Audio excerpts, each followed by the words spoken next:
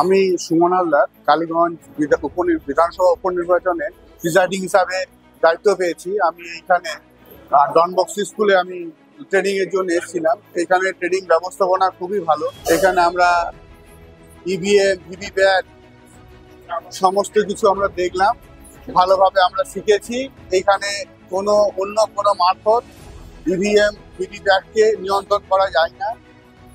আমরা এখানে ভোট দিলাম, মক পোল হলো, খুব সুন্দরভাবে মক পোল হয়েছে। আমি মক পোলের স্লিপ মিলিয়ে দেখে নিয়েছি, ঠিক যতগুলো ভোট মেশিনে পুঙ্খানুপুঙ্খ প্রত্যেকটা রিপোর্ট দেওয়া হয়েছে। ক্যান্ডিডেট সকলের পক্ষে যটা আমি ভোট দিয়েছিলাম প্রত্যেকটা ভোট খুব ভালো হয়েছে।